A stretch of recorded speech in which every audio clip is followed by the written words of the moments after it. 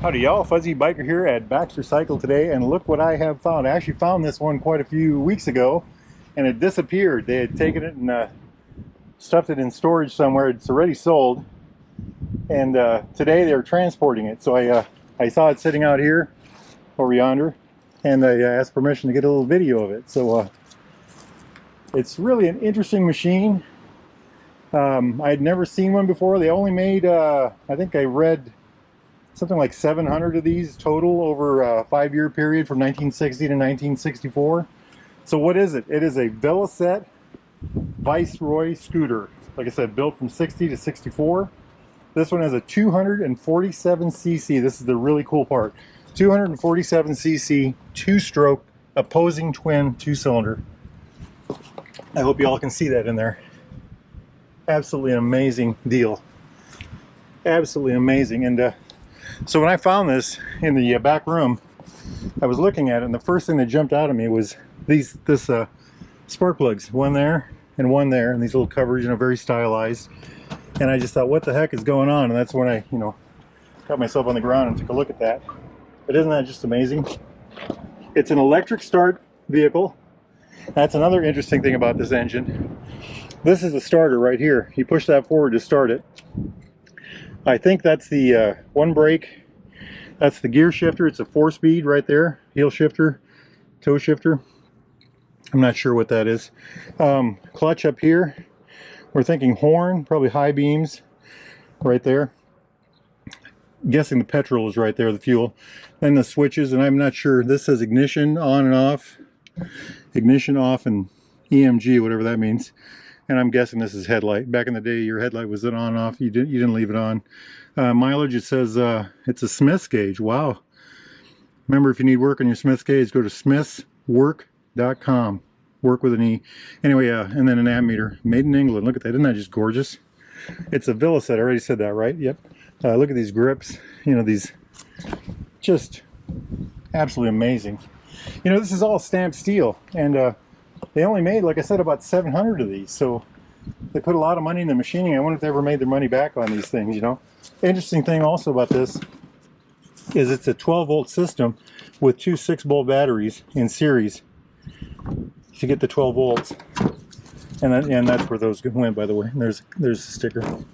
Little seat area down there. Kind of cool, huh? But, running boards. Just look at that little mud flap. Does it have an exhaust pipe on each side? Nope, just one side. It had 12-inch tires. Supposed to put out about 15 horsepower. And the claim to fame on this was it was a very smooth running engine with a lot of torque. It was supposed to, have a lot of good pull. It was a good 250, very smooth. I read that it had a. I read two things about this. One is and I don't know how to tell the difference. One is that it was a shaft drive, and the other is that it was a belt. So I'm going to stick my head down here. I'm going to say that's a shaft, but I'm not, I'm no authority on these. If y'all know this, please post if y'all know the answer to that. Like I said, 12-inch wheels, very low center of gravity. That was another thing about it, and it would be, the engine's way down here. This is all, just empty space. The drivetrain's down low. Everything is down low on this thing. So quite a deal. Motorcycle-like controls, heel shifter. I already mentioned the electric start. It had these, it was the beginnings of the plastic thing too. I was noticing that, these little plastic moldings, and quite an interesting phenomena, I think. The thing, we're in 1960, 1963 to 1960 to 1964. She had normal front forks on the front. And it's my understanding she has shocks on the rear, normal shocks, and I can't see that. But we'll just have to take my word. If you know any different, like I said, post. Modern dash. These new, and I'm not sure what year, but let's say the 1960, $682 new. And like I said, about 700 made. Ground clearance on this was supposed to be about 5 inches, which is 127 millimeters.